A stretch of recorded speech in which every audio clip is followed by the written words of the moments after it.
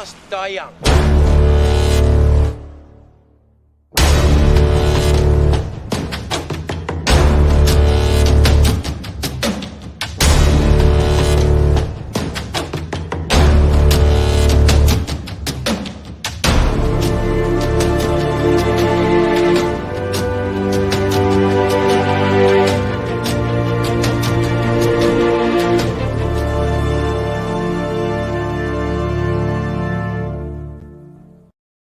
Hello, and it's Sunday evening. It's me, Lance Nilsson, co-founder of The Outcast Creative, a loose-knit collection of actors, writers, directors, and other creatives. Some of us based in the UK, some of us based in Australia, some of us in America. And we're doing another one of our industry interviews. This one is a little bit late to the schedule. With a very, very dear and old friend of mine, literally in both senses of the word. We've known each other for a really long time, and we're also both getting on a bit. And I wish we weren't, but that's just part of life, isn't it? And he's here today to talk about his career, trials and tribulations of trying to be creative during COVID, as we all have, and also about the latest project of his, which is part of something called Create 50, and The Impact, which is a feature film that's going to have its premiere, I believe, on Tuesday, the 31st of May, but I will just double check that with Chris as I bring him in. The one and the only independent filmmaker and author of the Guerrilla Filmmakers Handbook, Chris Jones. Welcome, hey, Chris. Thanks for having me. Let me do that. That's better. I'm slowly getting to grips with all this sort of stuff. So, Chris, great to have you on. We may or may not be joined by Suzette Pluck, who runs the Outcast acting class in Birmingham. For those people who like to drop by the classes, they're drop-in. They're on Monday nights. We've got one in Highbury and Islington, one in Birmingham. You can find out all about those via the Facebook page. Just type the Outcast Creative into Facebook and you'll find us, no problem. So, Chris, you've been a fellow creative in the arts, dabbling in quite a few different areas, directing, writing, running courses, and then also herding people together to do creative projects. You also founded or co-founded the London Screenwriters Festival, first one of which was in 2010. Is that right? That's right. And that ran until 2019? Well, it's still running technically. We're just trying to figure out what that will be. And I guess part of that is kind of because we don't really know what's happening with COVID. Yeah. Makes the banner look a bit like a thing on a tombstone now. So it has run from 2010 to 2019, hopefully to continue. Yeah. We've got Suzette. Suzette's almost ready to come on. I'll bring her in a second. Let's just talk about that first, because in many ways that kind of predates the Create 50 project, and I think was also maybe inspired by, you used to run filmmaking workshops. You brought out a book, Guerrilla Filmmakers Handbook, which kind of was a great, fantastic book. That's also how we met, because I bought one of the first editions of the book. That was back in the 90s sometime, I think. Yeah. And then through that, you would run sort of these kind of intensive 72-hour workshops. And would it be fair to say that the London Screenwriters Festival kind of spawned off of those, or how did that first come about? Well, the first festival came about because I was the keynote speaker at the Cheltenham Screenwriters Festival in 2009, and then that failed that year because they had historically been given a big chunk of money from Skillset every year, and because of the credit crunch, Skillset lost a bunch of funding from the government. And so they basically lost their funding. They just collapsed in on themselves. And I had such a great time at that festival. I thought, well, we just can't let it die. So why don't we just do basically the same thing, but in London? Because there are logistical problems getting people to Cheltenham.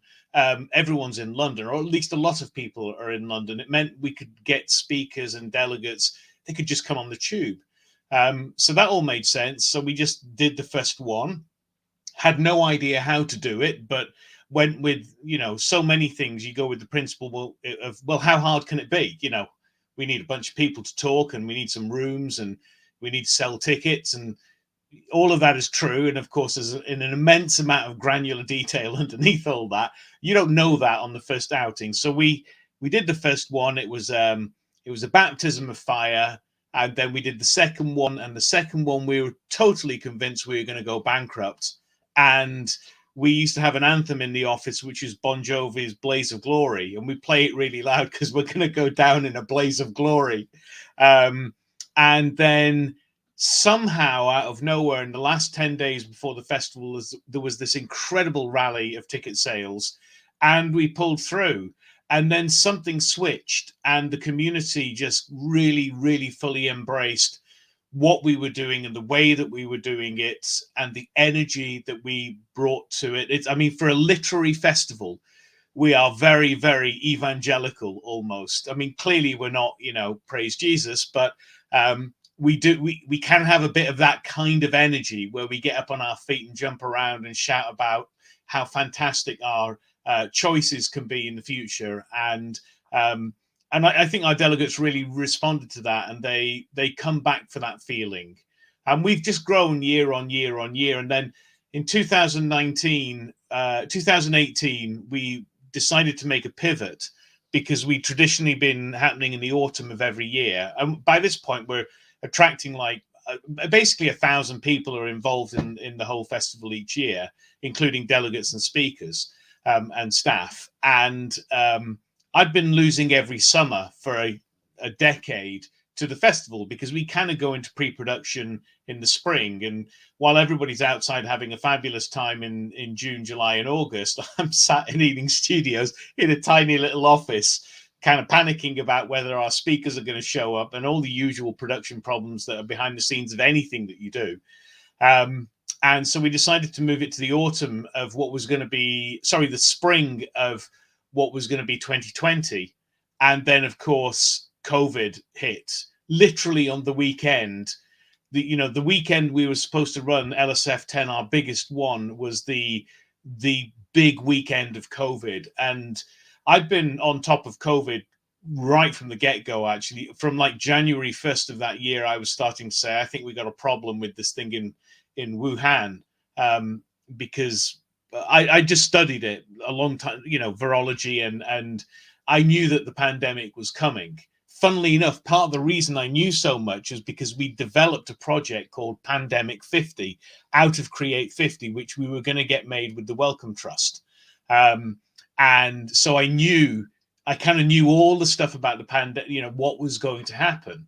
Yeah. So I could see all the signs, and progressively, everything happened that we've all got collective amnesia about now. We've all kind of blanked out what happened in the spring of 2020.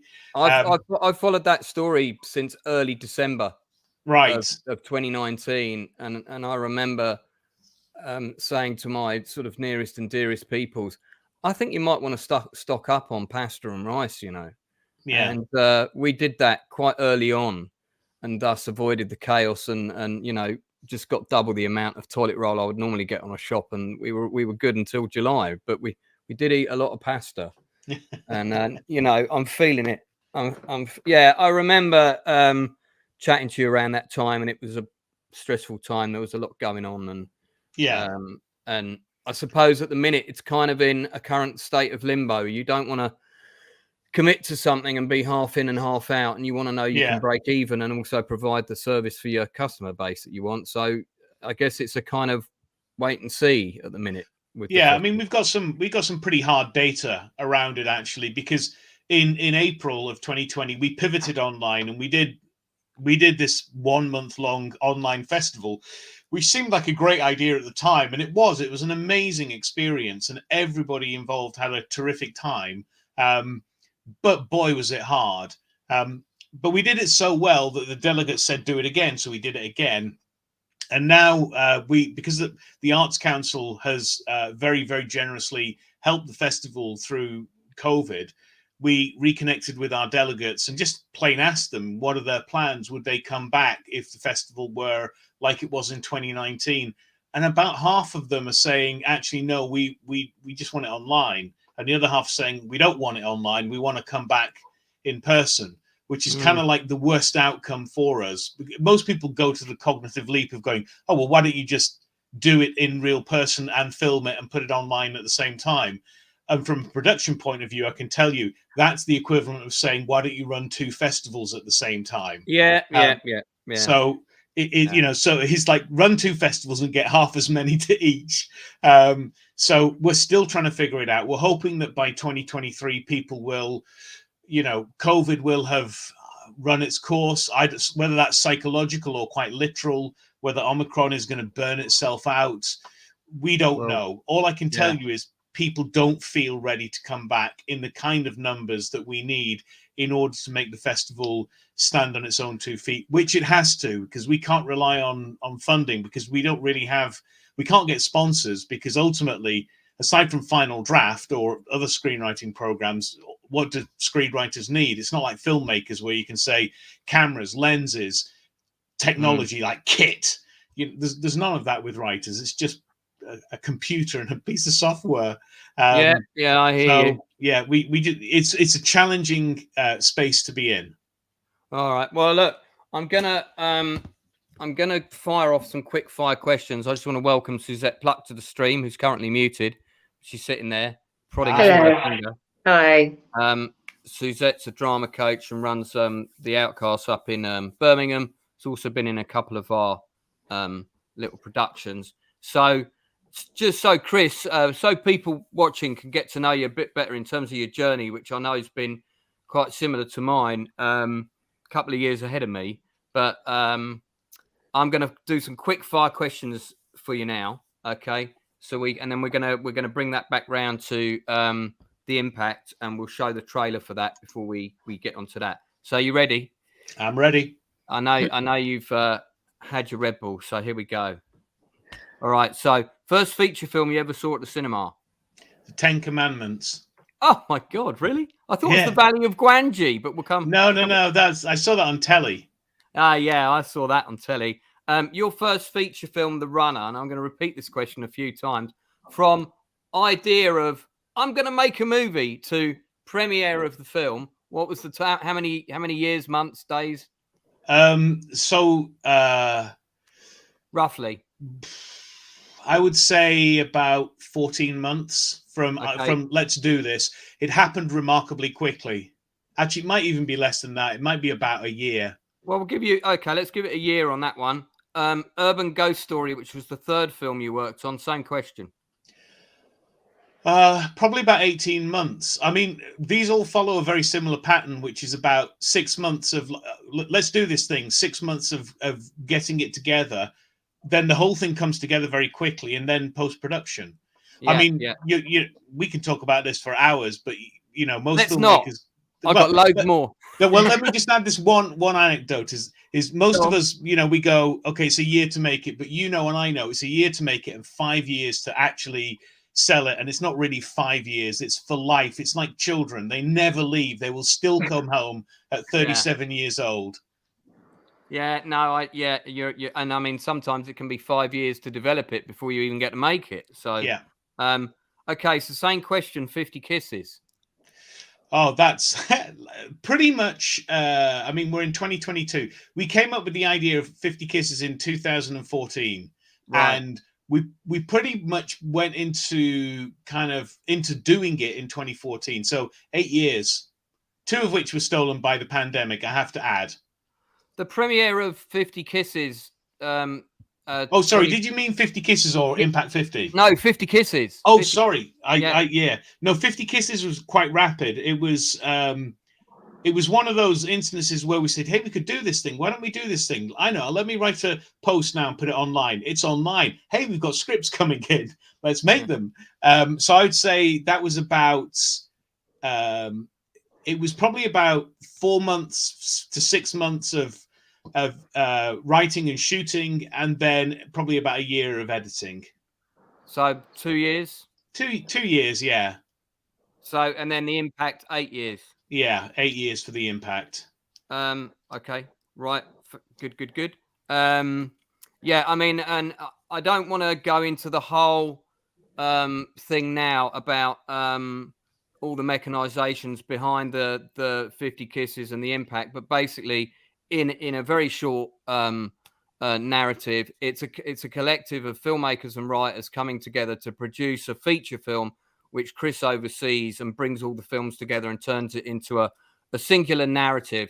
And to quote him, how hard could that be? And the answer is extremely hard.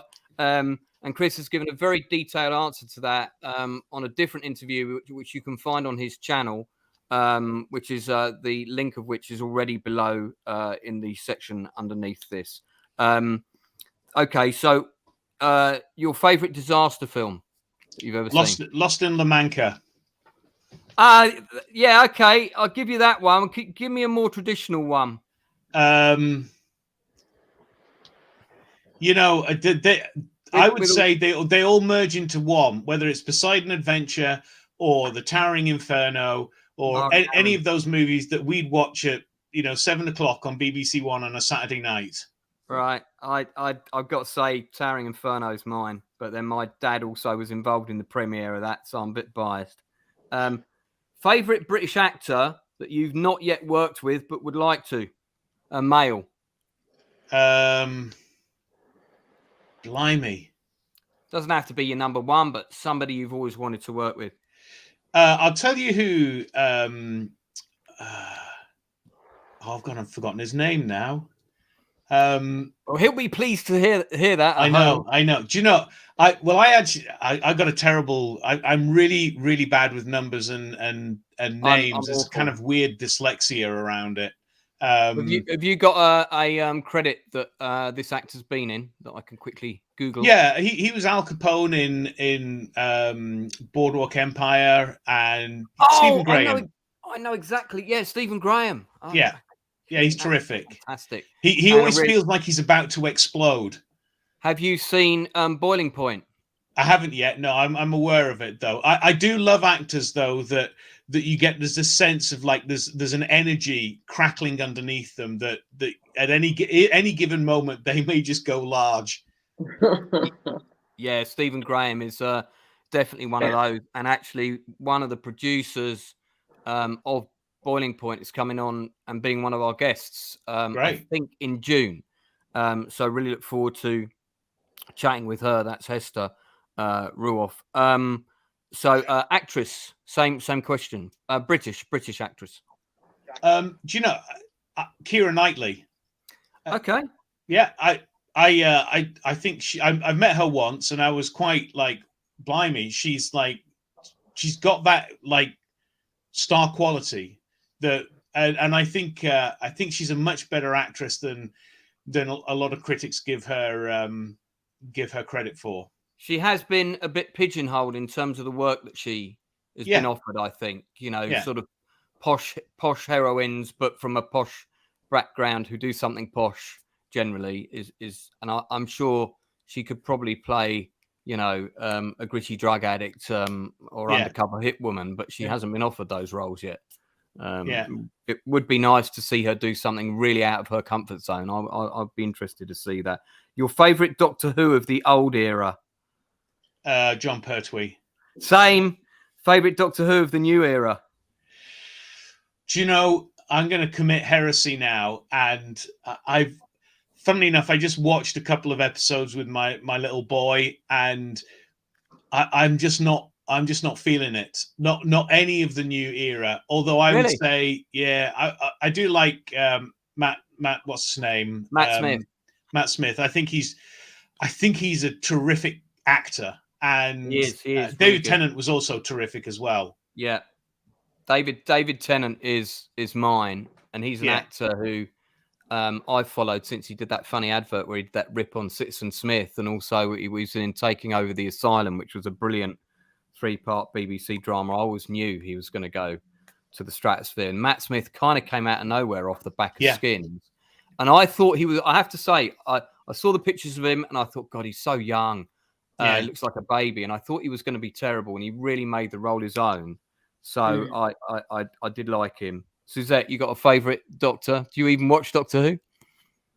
I used to years ago, but I've forgotten his name. I'm not good with names either. Curly hair. We'll move on to that. that Tom Baker. We'll move on Yeah. to the next question. Chris, what would you say your guilty pleasure movie is? Oh man, there is so many. I mean, we give could us, really go on for hours. I'll tell you, the first one that came to mind was Commando. Yeah, I love it. Yeah, saw that in the cinema about 3 times, I think, when it came out. Yeah. Funnily enough, sometimes when people ask me that now, I feel like I have to say Avatar because it's got such a bad rap, but I really like it. And I've just seen the trailer for the second one, and I think the second one looks, surprisingly good.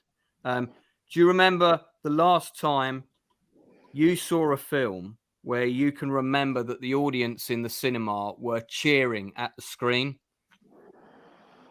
I can tell you, not the very last time. I can tell you the time that had the most impact on me, which is when I saw Charlie's Angels and a midnight showing in LA. It was like being inside a Guns N' Roses concert. It was fantastic for all the wrong reasons. That is not an answer I expected you to give. What about in the UK? Oh gosh, I mean, normally, you're doing well to get a polite clap at the end. I can't remember. It's got to be the Lord of the Rings trilogy for me. Yeah, I mean, I kind of became a bit disenfranchised living in West London. I got a bit sick and tired of noisy audiences, so I started going to like matinees where there's just me in the audience, and I'll have the entire theatre to me. No one on their phone. Yeah, exactly. That was the one that killed me. Is like people answering the phone. I mean, talking on the phone. I'm like, dude, like, sorry, but yeah. No, that's it's completely. What would you say? I mean, you've had quite an eventful career. What's one moment that stuck in your memory, personal moment for you that really was one where I've put the question as the best moment of your career so far, but maybe that's oversimplifying the question a little bit. But you get where I'm going. Yeah. I mean, I have, there's been lots of moments. I can tell you the defining moment, and it's when I was 19. I'd made a Super 8 zombie film, and I had spent the whole summer making it. I didn't know whether people would think it was ridiculous and I was crazy. And I premiered it in my local college at lunchtime on a Friday, and I'd run quite an extensive marketing campaign for about 3 weeks, telling people that it was basically the scariest movie ever made, and you may actually die watching it. And the entire college showed up and paid for it. And I got a standing ovation at the end, and they loved it. They went mental for it. And that was the moment when I was like, this is what I want to do for the rest of my career. Obviously, part of my ego was basking in that glorious moment, but also, like, I'm a big fan of magic, and filmmaking is a big magical illusion. It's an emotional illusion a lot of the time. Sometimes it's a pyrotechnical illusion. Now it's mainly a digital illusion, which is nowhere near as much satisfaction for us, the filmmakers or audiences. But nonetheless, it remains an illusion. And that's what I really responded to. I knew that the audience got that I just pulled a really brilliant magic trick on them. And it's a ridiculous film. I mean, the entire plot is a man walks down to the end of his garden and finds zombies and then runs back inside. That's it. There is no plot. Is it available in the bargain bucket at HMV? Or, no, it's on my blog. If you actually search for Chris Jones and Necronomicon, which I stole from Evil Dead, you can watch it and you can see it in all its, whimsical, nonsensical glory. It is nothing more than how can we get from like an axe into a zombie's head to a pitchfork ripping a zombie's arm off to, we just had all these effects and these moments. We're like, how can we get from this to this to this to this? It's just ridiculous. but it was really effective, particularly in the dark with loud music. This is before they had synchronized, or we couldn't do synchronized sound on Super 8. So we had to play a live on synthesizer soundtrack alongside the film. And, we got really good at going, and those were the days. Exactly. It was amazing. It was so much fun. What would you say was the worst moment of your career? I guess that might be having to cancel the LSF festival, perhaps. No. I mean, that's, we're into grown-up problems there. That's a commercial, impact of a global pandemic. I think I look, if I look back at my career now, there were very, very, there's times I've made catastrophically bad decisions that obviously I didn't know when I was making them. And one of them was turning down a deal from Rank, who wanted to take our second feature film and release it. I remember that. Yeah. And I look back at that now and think, how far was your head up your own arse? I didn't have any humility but there's in the defense of my, egotistical up my own arse self, that was in a time when there was no internet, there were no books on the subject, and crucially, there were no advisors. There was not a single person I could ring and say, what do you think I should do? Because I know if I had rung me now, I'd have said, dude, sit down. I'm going to have a talk with you. When there's real money on the table, I mean, like real money, you take the real money, particularly if the option on the other side of the table is no money at all, and you just thinking you're brilliant. So, that is a decision that would have pivoted my career and life. Maybe it wouldn't have done. Maybe, I don't really have any regrets. Terrible things happened, cascading from that, which is what the Guerrilla Filmmakers Handbook is really all about, with the dawn raid from the police and the ending up at Her Majesty's pleasure briefly. It was all an extraordinary roller coaster. But had that not happened, the book would never have been written. Yeah, I was about to make that point. I mean, let's just say, for devil's advocate, right? You'd made that decision, and then the next film had been, a kind of Quentin Tarantino-esque sudden phenomenon, and you had been propelled into the stratosphere. And let's say that you'd made another blinding film after that, got wrapped up in the Hollywood maelstrom, eaten alive, spewed out the other side, and who knows where you would have ended up. And you're right, you wouldn't have then written that book. And somebody said to me once, you can learn more from one person who's had 20 terrible, costly failures than you can from a man or a woman who's had 2 or 3 fantastic but easy successes. I mean, mistakes are what make us human, and learning from mistakes is how we grow and evolve. So that, I think that's just part of the journey. I mean, look, the book is what. Although we did speak on the phone before you wrote the book, when you were making the runner, if you remember that story, I called you from the cinema I was working at. After that, there was that article in the back of that paintball magazine. Do you remember? Vaguely. Yeah, you won't remember the phone call, but that's when there was like 50 of you living in that house in the middle of nowhere. Because Chris just said, yeah, we'll put all the crew up in one house. It'll be great. And we're interviewing cast in the kitchen as they turn up, and one bathroom. One bathroom. Fun time. There was the tree in the bushes got a lot of use there. I think it's still standing. There should be a blue plaque, mate. We need to get that sorted. We need to get a blue plaque with your name on it. And like Chris Jones, planned and shot his first feature film here. If anyone deserves one, it's amazing the kind of the logistical problems that come out of that you would never ever predict. Of course, you would never predict it because you would never be stupid enough to do it. But we did it. Things like the hot water tank can only handle, because we didn't have a shower, so it could only handle like 3 baths, and that we had like 22 people. So, and it would take 2 hours to heat the water up. So we had to rotate the baths. Like, you can only have a bath every 5 days or something.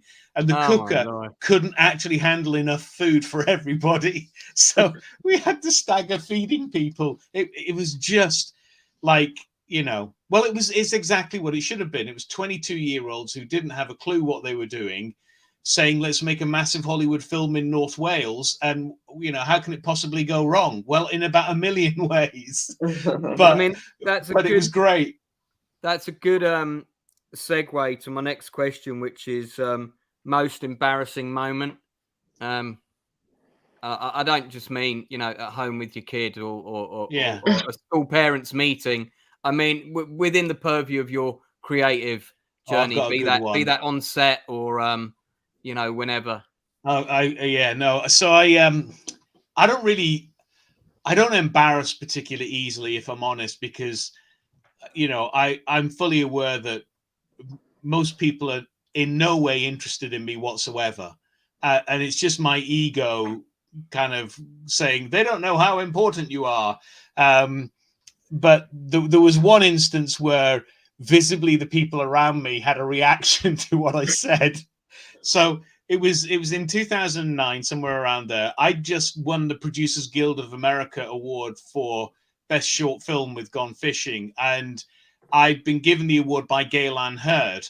Oh my God, I didn't know that.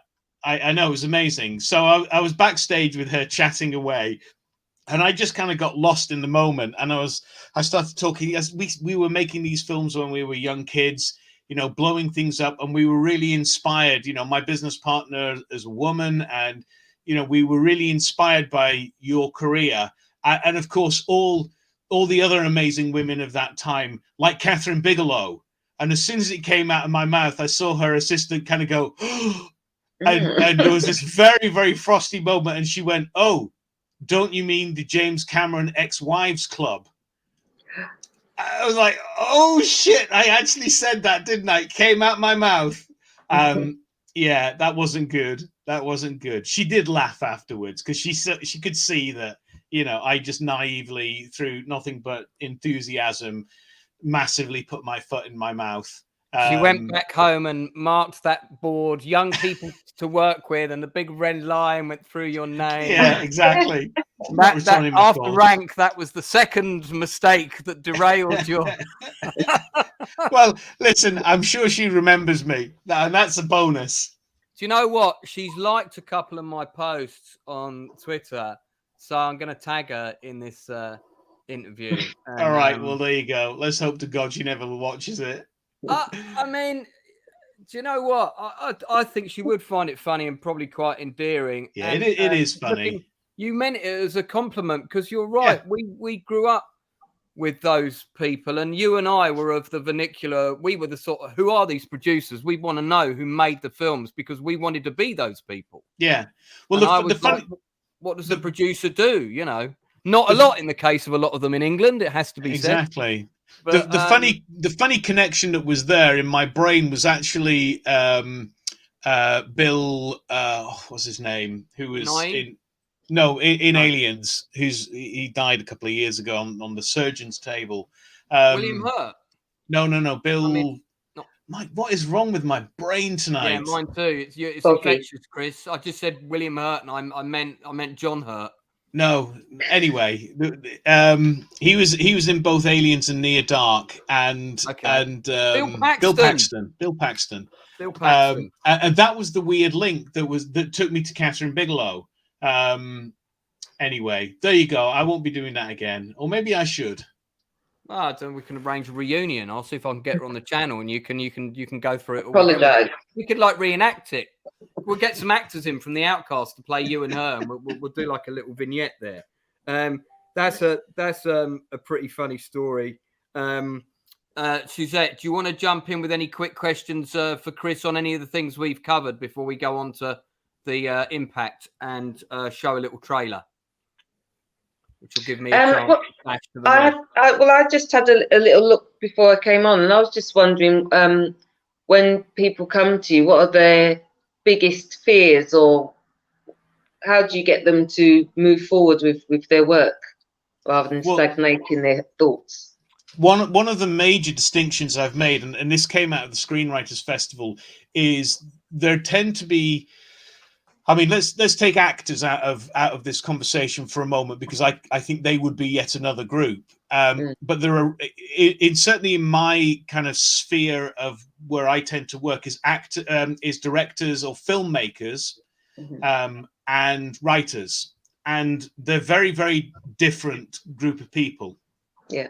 And what I've discovered is, on the whole, most writers, it's a bit like making a band. You know, if making a film were a rock and roll band, the writer would be bass guitarist in the background, just making sure it's all going to plan, and the director would probably be lead guitarist, although secretly they'd also want to be singer as well. Yeah. The actors would be the singers. The producer would probably be the drums. So very often, a lot of the things I find with the writers is they just need to be coaxed into the light, and to embrace a bit of drums and become a producer, or maybe step into the role of director as well. I think that's a really significant thing, because many writers, they operate under a kind of belief, or at least a hope, that they will be discovered, and once they are discovered, then, you know, doors will open for them. And listen, they may be that brilliant, and it may happen, but I'm pretty sure that even Aaron Sorkin isn't discovered. You know, you get your opportunity, you work your ass off, you hustle it, and you make it happen. And I think the filmmakers, you could divide the filmmakers almost into two groups. There's kind of like filmmakers who are kind of genre lovers and think like producers. And I think if you wanted to aim a criticism at that group of people, you might say that very often their films and their work is derivative. And then you've got a whole other group of people who are artists, artists first and foremost. You know, they may do extraordinary work, but unfortunately not many people will see it, because it's just not mainstream. So, you know, it's a challenging industry. You know, whichever path you choose, there's 50 reasons why it's the wrong path. Yeah. But that's the path you got to choose, and you got to tell your truth. You got to tell your story. All I would say is just like, tell it bigger, tell it bolder, tell it shorter, tell it with a movie poster in mind and a title that people can understand. Yeah. Rub shoulders with people who can make a difference in your career, either in front of the camera or behind the camera, or in distribution, or in just marketing you. But enjoy the process, because, you know, the odds that any of us are going to be successful are statistically improbable. I mean, it's nothing really, you know, we can argue about talent and opportunity and all of those things, but at the end of the day, there's only David Yates directing the Harry Potter franchise, and until he either moves on or dies, that whole group of films is David Yates. And there's, you know, that's, I don't know what percentage that is of box office per year, but it's not an insignificant percentage taken by one human being. Yeah. So there's not that much space for like proper Uber success. So we have to enjoy the process. And if success comes knocking, if we're fortunate enough to get that, then brilliant. And we should celebrate it and elevate all those who've helped us on the way with us. But let's enjoy the process. Yeah. Somebody in chat has just said they like that band analogy. I was automatically thinking of Spinal Tap when you said that. One of my You're referring to my career very directly there. Well, and mine to a degree. It kind of, you know, if I'd be the support act, I think it'd be the. Yeah, I was about to say we should be so lucky to be Spinal Tap. But Singing Hinnies, whoever that is, which is why Create 50 is a fantastic platform for all us bass guitarists, encouraging writers to step outside their often isolated Writers World. Thanks very much. And those people that are watching or indeed watch later, thank you very much for checking out the stream. Do like and subscribe to the Outcast Creative. And if you have any questions for Chris as we go, keep them clean, please, but put them in the chat and we will do our best to get round to them. Yeah, I'm going to show the trailer for The Impact now, I think, and then we'll get into that. I've got a load of stuff here, and there's a couple of people connected to it that I want to talk about as well and give them a bit of a nod. What I'm going to do is chuck everybody out of the studio, and is there? Let me just ask quickly, because some people might be asking this: is there a reason that the Impact trailer is square? Did want to ask you that. No, only because that's the one you've downloaded. That's a social media formatted one for Instagram. So there is a properly. That was the only one I could find. Is there another one? There is another one. Oh well. All right. Never mind.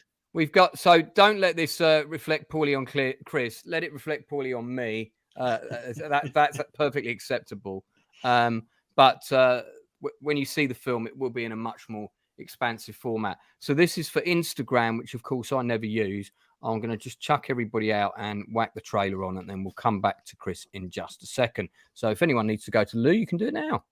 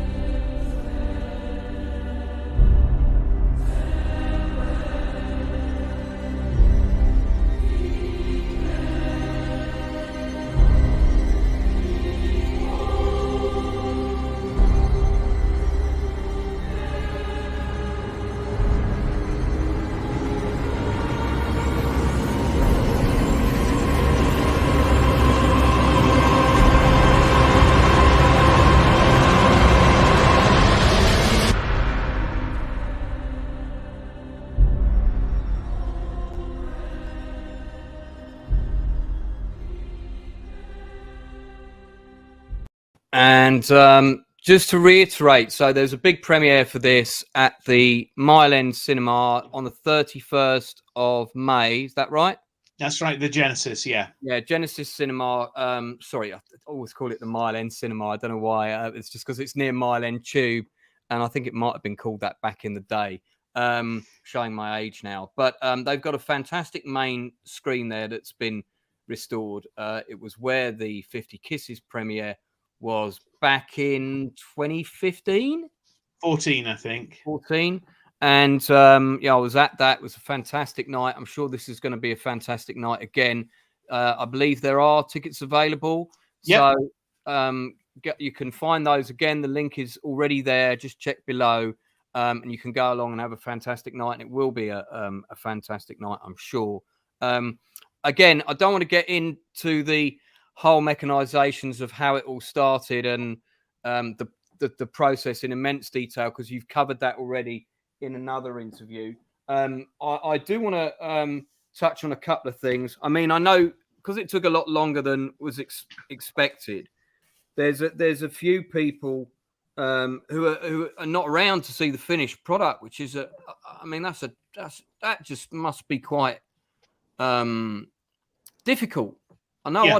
I'd find that really difficult, because when we were trying to make Pegasus Bridge, I interviewed all these veterans, and they were very much part of the process, and they were supposed to be there for the premiere, and we'd interviewed 10 of them. And by the time we were going into the pandemic, there was only one of them left alive. And right. I was like, God, we got to get the money. We got to get the money. This guy's got to be there. This guy's got to be there. And then he died, I think, in the first 3 months of the pandemic. And I think there's about five or six people associated with the film? Because it's a huge team. You've got loads of mini crews effectively working on their own shorts, and all coming on, all with their own production team, actors, writers, directors, the lot.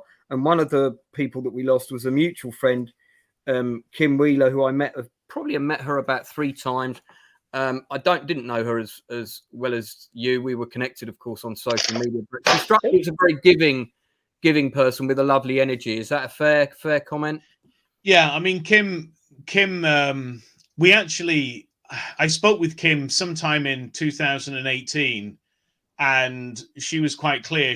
Because I'd said, we've got problems, we're going to have to delay. And she was like, okay, just to be clear, if we delay, I may not make the premiere because I may not be here. And that was one of those moments when I went, okay, we got to do something about that. So we actually, because the impact was in a number of stages, we decided to accelerate some awards, and we did some awards at the 2018 London Screenwriters Festival at the British Screenwriters Awards, and we gave a bunch of awards to best film, and at that point, because it was an ongoing process, and Kim got one of the awards on that night, and I'm really glad we were able to acknowledge her contribution, and she got a standing ovation, and it was a lovely moment of acknowledgement of her massive contribution to the film. And I got to know Kim because she was part of another initiative that we run called the Talent Campus, and I don't really want to go into any details because it was quite personal, but she had been through a fairly horrific trauma that had, in a very, very miraculous way, kind of come full circle with the event that we ran at Ealing Studios that she was part of. And to hear her, I didn't know any of this when this all happened, when we went through this process. She just wrote me this really long email later. And she basically said, on this particular day, I went a bit quiet and I disappeared for an hour. And this is why. And then there was like these 3 pages of this extraordinary story of abuse and how she'd overcome it, and how it was geographically located to where we were doing this thing. And the thing that we were asking her to do was emotionally related very directly to what she had overcome. So it was extraordinarily raw for her. And to this day, when I do the trainings with emerging creatives, I always share her story of, if you want to know what courage really is, let me tell you this story about this amazing woman. And it is something else. She was quite an extraordinary woman, an ex-lawyer turned screenwriter. And she was quite close to getting a show off the ground as well, which is, a real shame. So, yeah. And she's not the only one. There are others that we lost. There's John Chalice, who was in her film From Only Fools and Horses, and we lost one of the lead actors and one of the smaller support actors. None to COVID, as far as I know. Actually, all other reasons. But it's a kind of scale thing as well. I mean, we had nearly 2,000 people involved in the film. So once you get to that kind of number, and also an 8-year duration, we're just in statistical probabilities. I mean, I know you like a challenge. You and I never seem to pick easy things. Maybe that's just part in our nature. I just wondered what are the so let's say, for example, the film got a release, or somebody was really interested in it, and suddenly it was #1 at the box office and it was making heaps of money. How do you work out the points of who got what in that kind of situation? Or do you just disappear and we get a postcard from you in the Bahamas or something? Yeah, I'll be in the Bahamas. I mean, so how that must be incredibly complicated. Is there? No, well, not really. I mean, first of all, right from the get-go, I said if we make a lot of money, we're going to reinvest that into Create 50. Okay. I mean, and I know, even the biggest of films, it's not going to come back to us. It's just not. Right. It's like we could also have a conversation about the fairies that live at the end of the garden, and that would be as real as the conversation we are about dispersing large amounts of cash to a big creative team. It's just not going to happen. That is a topic of Suzette's expertise, by the way. Fairies at the end of the garden. She'll come on to that. But you know what you've done there is you've actually kind of highlighted one of the ongoing challenges of a project like this, because I can't tell you how many creative people I've had that conversation with, or even arguments outright kind of like screaming at me. But what if this film is a massive success? I want my cut. I want a contract. Here's my contract. I'm like, dude, there's literally 2,000 people involved. I'm not reading your contract. You either sign my contract or you're not part of it. Not because I just can't do it. It's like, and remember, there is no money. There is no budget. We're literally making this film out of thin air. We fell out of faith with the Writers Guild of Great Britain because they ideologically stuck to their guns that we were a production company making a film for release in cinemas, and therefore every writer should get paid, the rate. I'm like, these are writers who've never written anything before, getting a break, films being made by filmmakers in a wing and a prayer over a weekend, and we're bigging it up. Of course we're bigging it up because nobody goes to see anything that's little or insignificant, so we've got to big it up. And so it's one of those awful problems that everybody thinks that their slice of creativity is the best ever on the planet. And there's that meme that goes around, I'm sure you've seen it, and it says something like, I am an artist and I deserve payment as well. And there's another one which is art is work. Neither of those are wrong, but I would personally go with Elon Musk's interpretation, which is you get paid in direct relation to the problem that you solve. And being brutal, the majority of art doesn't solve many problems. In fact, doesn't solve any problems apart from maybe the one for the artist who has a need to create. That's not to denigrate art and say you shouldn't do it, but much of what we create has no value except for the experience of doing it. And that's why we have to enjoy doing it. And if we get paid to do it, brilliant, and there is a point where it gets commercialized, but and I know the moment you step into that commercial world, it's not really creating art in the same way, because it's on a budget, it's on a schedule, and there's contracts, and there's points, and now there's egos, and the whole thing suddenly distorts a little bit away from art and more into commerce.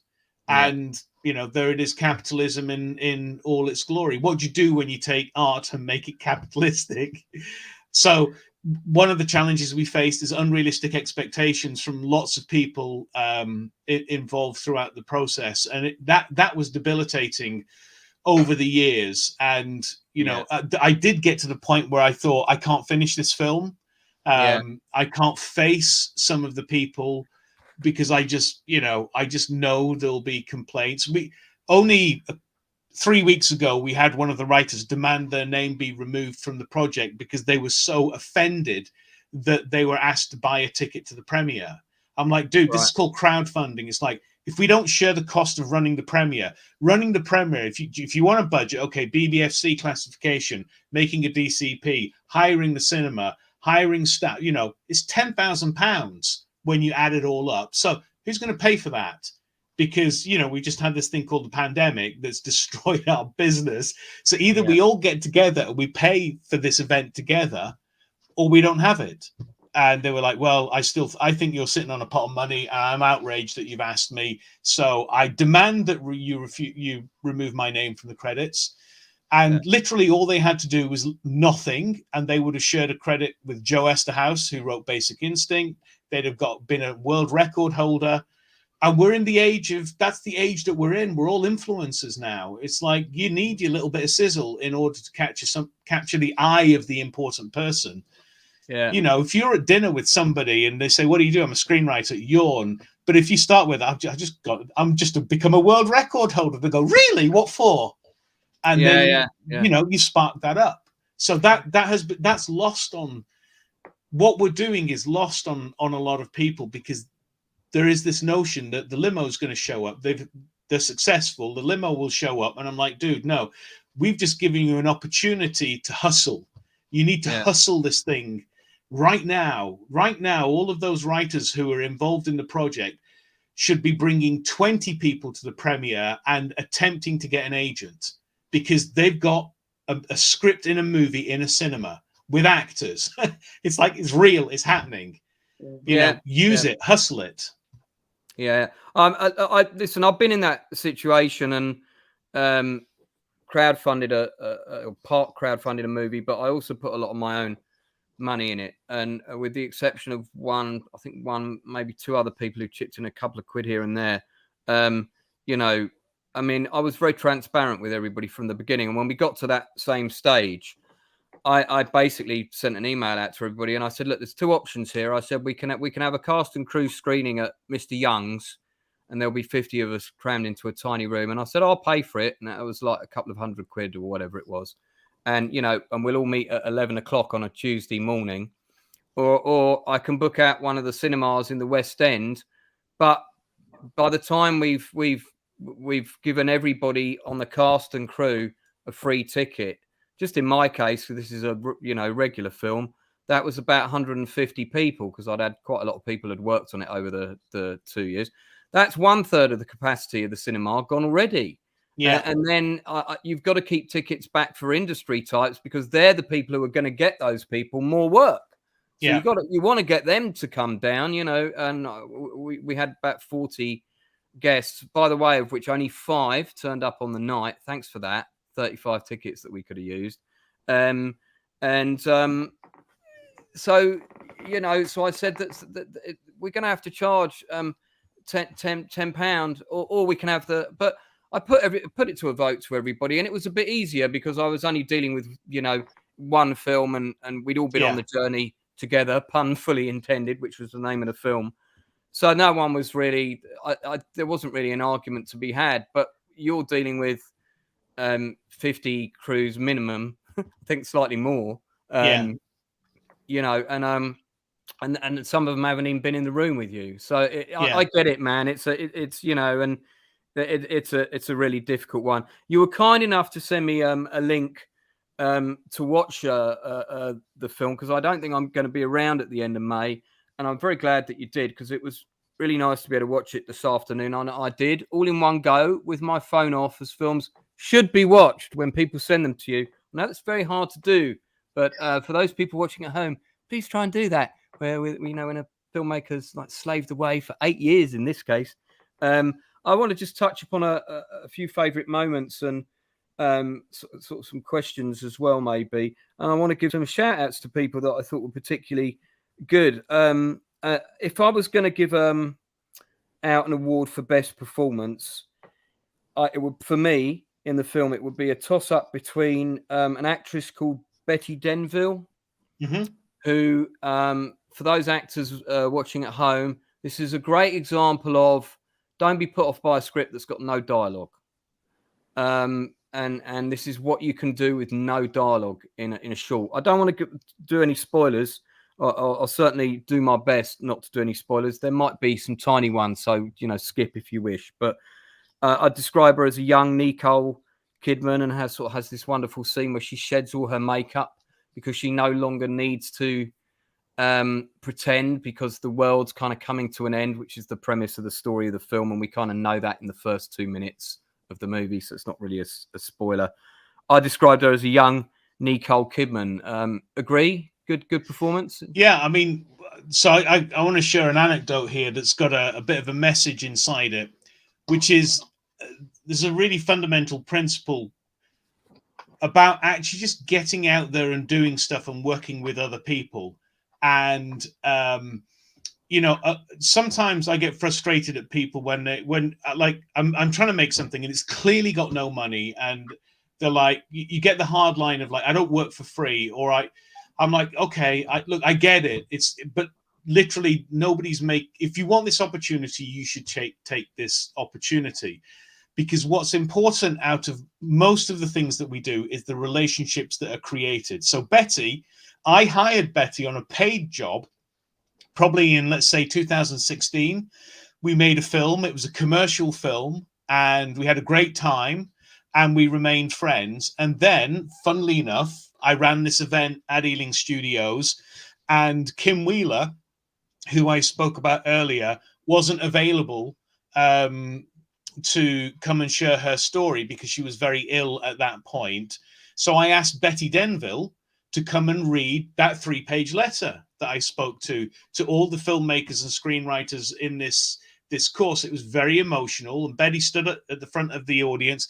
She bawled her eyes out all the way through, reading very eloquently this story. And in that audience was a writer who then wrote the script that Betty then acted in The Impact.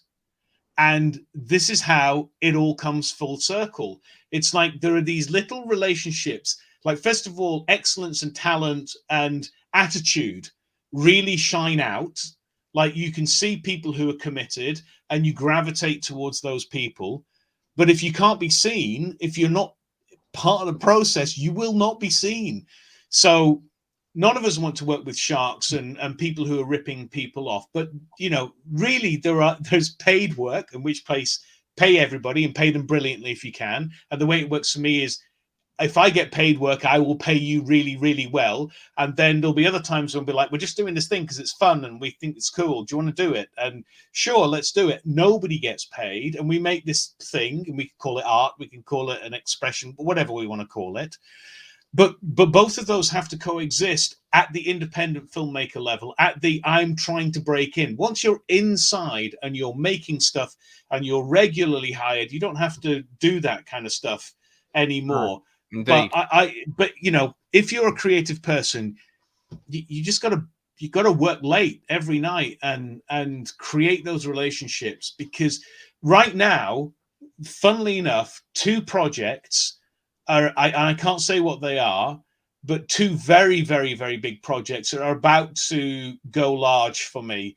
One of them came out of a relationship from 12 years ago. The other one came out of a relationship from 22 years ago. So, you know, this is, I helped somebody 22 years ago, and that's coming full circle now. And that's just how it is. You know, that's karma, baby. That's karma in action, as Suzette will tell you, because she's chief of the karma police for the outcast. Right. Well, I would say it's not karma. I would say it's actual just human nature. It's like, you can scientifically track it. Do something nice for 1,000 people. 100 of them are going to come back when they want to repay it. Yes. That's a good way. Yeah. Listen, man, that's a good way of looking at it. I think I'm about to reach 1,000. So those 100 must be queuing up. Well, a big shout out to Betty Denville. Her performance really stuck out for me. The old couple on the beach, I absolutely loved, and loved that film as well. I think one of them's no longer with us. That's right. Seb died last year, so he won't be coming to the premiere, obviously. Did he get to see like a cut? He saw the finished film. He didn't see the finished movie, not the finished feature film, but he saw his film finished. No, that's good. Yeah, and I mean, I really liked that. I mean, there was a handful of pieces that stood out for me, and different people relate to different things for different reasons. You know, I mean, I loved. I don't want to say too much about it, but the guy with the sign and the shopping cart was just a brilliant piece of writing. Yeah. As well. Plus, you ticked your obligatory man with huge beard in the film, in very keeping with modern fashion. So that box was ticked. The scene with the birthday cake was probably the hardest one to watch for me. Yeah. That was, and I was about halfway into the film, and I was thinking, God, I must have been out of the networking thing for so long. I'm not seeing any actors I know personally. Thank God for Mark Hampton, Angela Dixon, and Ben Gardner-Gray, because then there they were, all people I've met on my journeys, and it was nice to see them. I knew Mark Hampton would have a film in there. That was almost inevitable. Yeah, he's in it, and he also directed one. Yeah, he directed the Australian one. Yeah, but that's which I think was shot in Southampton. Yeah, I could tell it wasn't like a nice bit of library footage for one shot, and then but that was also one of my. I really like that film. I mean, some of the, I know Suzette hasn't seen any of it apart from the trailer, but it was a nightmare stitching it together, I could tell. And you went for a slightly different approach with 50 Kisses, where you saw one film, then the next, then the next, then the next. These, they jumped around a little bit. You cut them up a little bit more. And I get why. There was amazing consistency with the sound design in terms of setting the scene with what was going on in the backdrop of all this, with, you know, helicopters flying overhead and gradually the world descending into chaos. And the ones I wrote down, because I watched all of the titles at the end. So the names I've got down for ones that I really liked was the Survivalist, Fell End Farm, Ring Around the Roses, Filtered, I think it was called. And I felt that there was more to see, but I really liked, I think you probably had to cut it short, I really liked the rugby team with the girl in the wheelchair. Was there a bit more to that? No, there wasn't. No? No. Really, yeah, just, I mean, these were really short vignette moments, but they were, for me, it was the scenes with the people that wanted to do the regular things one more time, rather than the stuff about parents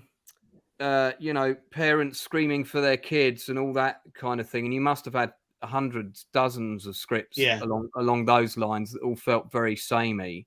I had a conversation with someone today, Scott Barrington, who I believe you know. Right, I know him. Yeah, and I think he sent in a script about a guy he decided the last thing he was going to do was to teach his son to ride a bike while everything else with chaos was going on around him.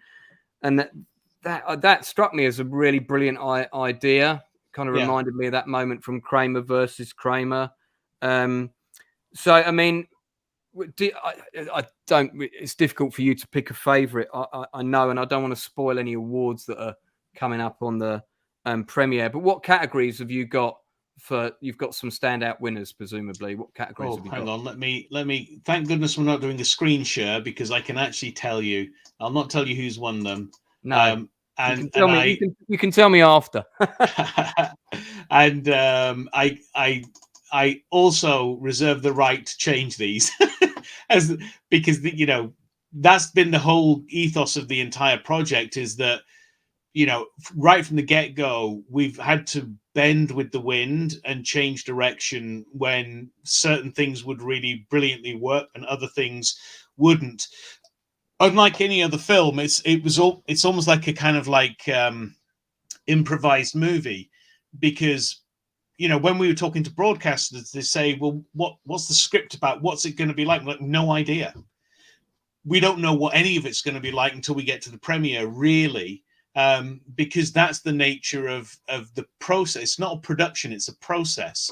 So everything has been very much in flux. But here are the categories as they currently exist today, because we brought a new one in, because Final Draft came in with this, which is a meteorite. There you go. That lit a piece of space rock.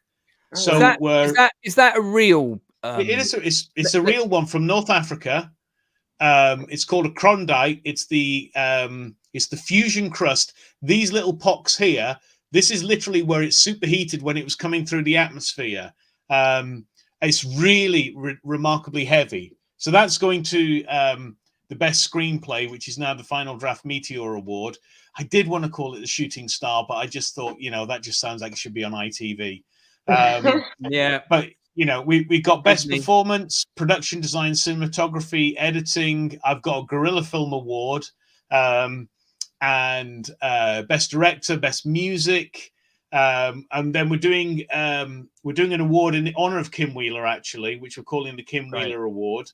And then there's Final Draft, and then our friend Anil, who passed away, we're doing an award in his name as well. So we're just adding more awards to the process, plus all the 66 writers who are credited on the film get an award, and they become world record holders as the most screenwriters on a single film, and we've also got the most directors on a feature film. We may actually also have the longest credits as well. I'm still looking into it, but we might run a little crowdfund in order to pick up some producers in order to make the credits run a bit longer, so that we can get the world record.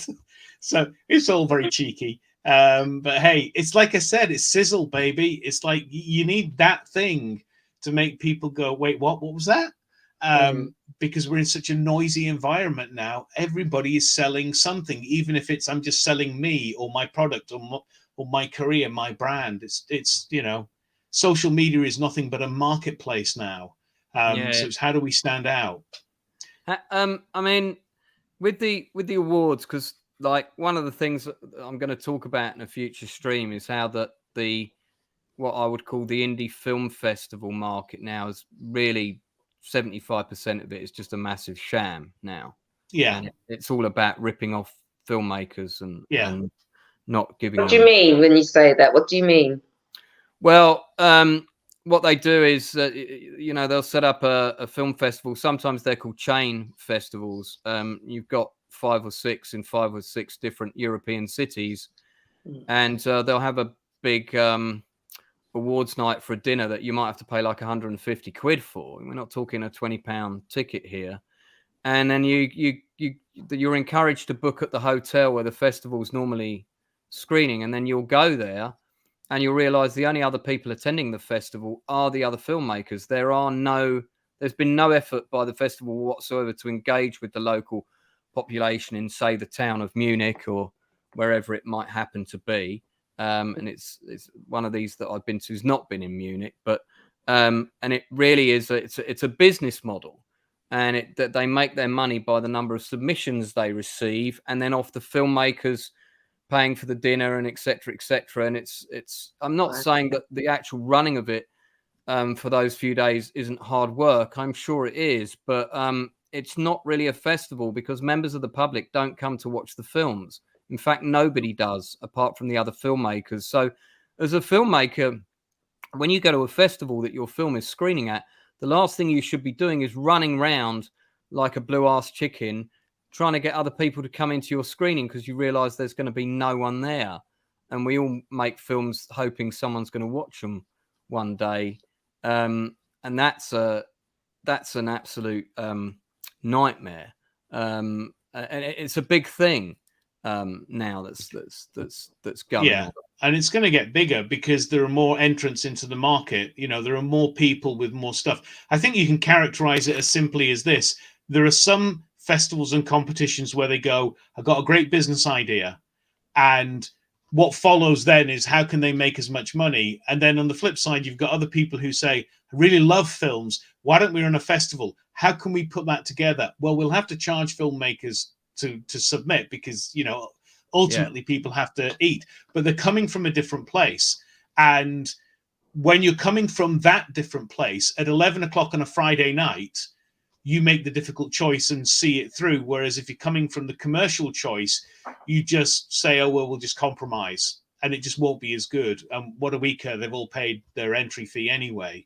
So it's the same in screenwriting competitions. And it's one of the reasons why the London Screenwriters Festival's never run a screenwriting competition.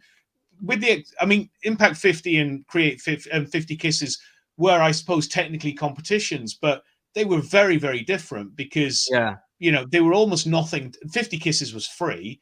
And the second one, we just charged £5 because we needed to bring some money in to pay for the platform. But it was like, Katie Parker referred to it as £5 for film school. Because if you engage with the process, you had this enormous acceleration in learning just by being part of the process. Because it wasn't just submit; you had to read other people's feedback scripts and leave feedback. Like the judging was done by the crowd in the very first instance, in order that everybody had the experience of reading somebody else's script. Because that was something else we isolated about emerging screenwriters is they think their script's great, but they've never read anybody else's script in order to go, that wasn't great. Maybe I should go back and look at mine with the realization that, we all think our stuff is great. maybe it isn't. Maybe it can be improved. Let me put it that way. Yeah.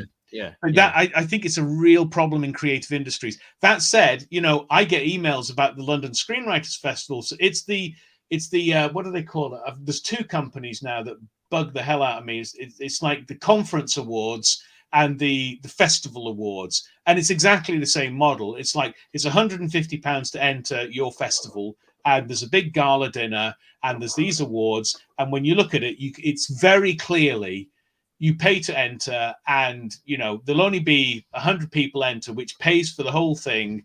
They hire somebody to present the awards. They hire the photographer. The whole thing happens, and then they just do it again the following month. And, maybe there's nothing wrong with that. It's just it's not coming from I don't know. It's not coming from the right place, in my view. No, I agree with you. Where I was going with this was because what I wanted to ask you. I get what you said about the early stages. In the late stage, what's your process for?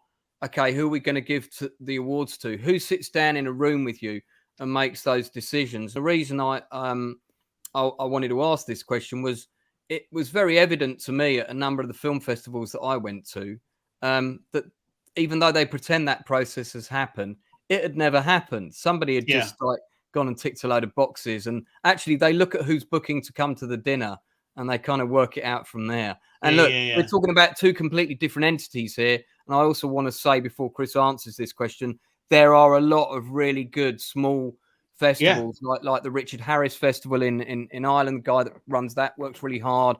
There's a lot of really small festivals in the UK that are very good. LIF and the London Urban Festival is really good. There are some great ones, but there are just some that are, you just need to look at their social media and their website and their, and then the feedback from other filmmakers who've been there, and it's really apparent. It's as simple as this. It comes from either love of money or love of the art form, and you want to go with the love of the art form. So how do you make the decision about who wins things? Because I mean, I know you're steering the ship, but that can't really be on your shoulders. I do have to do some fairly heavy steerage at some points, and we have a kind of internal process where we kind of have an idea within 2 or 3 films which is going to win which categories. And we try to have it so that not one film picks up 5 awards. And sometimes it kind of looks like that should be the case. So we try to spread the love a bit around, and we shortlist it. And then we send it to our panel of judges, who some come, some go, some don't respond because they're busy. Others respond immediately. And we just put it together like that. But if I'm honest, a lot of the time it's kind of shiningly obvious which films are going to pick up which award. I mean, you've seen the film. If there's one, I feel completely empowered to say I chose the Guerrilla Film Award because I wrote the goddamn Guerrilla Filmmakers Handbook. But there is one film that has absurd ambition, and you can argue it doesn't really match up to that ambition. It is creaky in places, but boy, like, do I want to say, well done for aiming so high. And so that's an obvious no-brainer. I think the same with the music as well, particularly, if again, I have privileged information about how things have come into being. And so the music was an easy award. Other ones are more challenging. That's where we have to go out to other people. I'm not sure the Anil Rao Award as well. So I'm not sure still how we're going to do that, because that's just been added. Like, partly because his brother came back to me and said, we'd like to do it, because they're offering up a cash prize with it. And so this is a film that it didn't really have a category before. So that's one of my jobs next week, is to figure out. My preference would be is that we give the film to the family and say, you choose which you think should get the award. So that might be the way that one goes. So it should be something ballsy that's out there, because that's who he was. But also very technically proficient. Yeah. And Neil was a friend of both of ours, for those people watching. And man, when I learned he'd passed away, I was really upset. Yeah. You know, good guy, and spent one Christmas with me, which was a whole other story that we'll do another time. But yeah, I think that's a good shout. Maybe, I mean, obviously pre-warn them and perhaps give them clipboards. Yeah. For the screening, you know, to make little notes, and then you also maybe tell them, because they'll be trying to remember which bits which. Don't worry, look at the titles at the end. You'll see all the titles of the film, and they're also not quite in the order that they were shown. You'll get a bit confused. I was looking for one. I was thinking, where is it? Yeah. And it came up later than I thought it was going to, and so yeah, I'm trying to think which one he would pick now, but that's I have to mull that over. So there wasn't a big bun fight over one category, or no, not really. I think, to be honest with you, I think the awards for 50 Kisses was harder. This one, you know, if you watch the film and go, which is the one with the best cinematography, it's really down to 2 or 3 films. If you know, it's not really difficult to choose. I can think of 2 immediately that come to mind. Yeah. So that, okay. All right. Good. So what's sorry, Suzette, chip in with any questions quick before I sort of start to wrap things up. No, the wealth of information. I'm just listening in now. I'm intrigued to watch the film. Excellent. It is a strange film. Like 50 Kisses was a strange film. It's like I just watched the trailer last night for Moonfall, and it's literally the opposite of that. It's more akin to M. Night Shyamalan's Signs. You know, the world is invaded by aliens. Let's tell this story in the basement of a farmhouse. And so it's like that. It's like very small and intimate, and it's weird. It's an unsettling film in the context of post-COVID, in the context of Ukraine, and you know, climate change. It does make you think. And we also, you know, one of the reasons we chose the subject is we were right up front. We're like, how often does Hollywood or the BBC ever get to make the film where everybody dies? Like, we're just gonna put it out there. Humanity doesn't survive this film. This isn't Planet of the Apes, where, you know, you can see the Statue of Liberty at the end with a twist and go, oh my goodness. No, it's game over for humanity. And, you know, we came up with that concept pre-COVID. Now it feels a little bit doomy. But it does make you think, you know, COVID could have gone a different way. You know, I know enough about pandemics now to know we dodged a bullet. It might not feel like it, but, you know, it could have been a lot worse. And I think, you know, our heads in the sand about climate change. You know, I don't know what we do geopolitically with what's happening in Ukraine, because that's a symptom of the kind of crazy world that we're living in. It's so polarized. Anyway, it makes you think about all those things, and we got nice long credits for you to sit in the dark going, that's made me think. And wonder which award's going to get issued by Neil's parents. You must please pass on my personal condolences to them, and you know, give him a shout out from me as well, because I'm sure he would have made a fantastic contribution to the project if he'd been around. So, Chris, I know you're going to take a break after this. Rightly so, many would argue.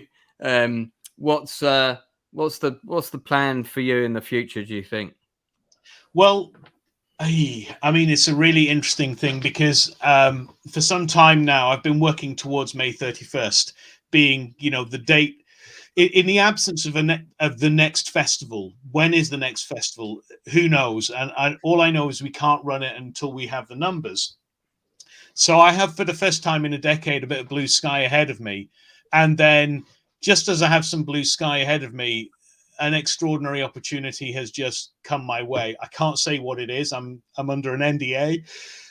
The moment I can share what it is, I will. I'm also an exec producer on another project, which is an enormous project by my standards, Again, I spoke about both of these projects have come out of relationships from 12 and 22 years ago. So there are seeds that were planted and watered in previous lives. So those two things may well come very much to the fore once we hit June. If they don't, if they stay on the back burner or go back into hypersleep or catastrophically don't happen, then it's going to be blue sky for me. And I think it's time for me to now get back on set and start making films again, whether I make an independent feature film. I've been musing with an anthology film, something like Black Mirror, dealing with technology. My Facebook got hacked in, I think, January or February, and I lost my Facebook and 2 Instagrams. Still don't know how it happened, really. Facebook were utterly useless. It was nothing. It was literally nothing you could do. And I spent a great deal of time trying to figure it out. 4,500 relationships, 15 years, all gone in 9 minutes with 10 posts that were clearly not me. Their algorithms can, tell me exactly what I want with stunning accuracy, but can't figure out that a bunch of posts at 3 a.m. were not me, and at least send a human being to have a quick look.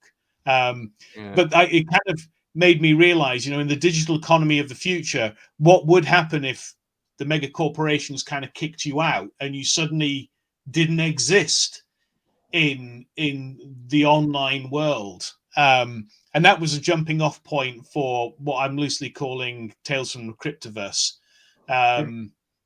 Working in crypto, and so the more I've been looking at it, there's some fascinating true stories out there that would make great Black Mirror style dramas. So maybe I'll make a series of shorts. Maybe I'll make a series of shorts with other filmmakers. I just don't know at the moment. I've been ridiculously disciplined about not opening any Pandora's box, because I need to complete all my outstanding projects so that I don't default on them. I've got to finish them. It's, if I have a character flaw / strength, it's that I complete things. I get to the end and I finish them.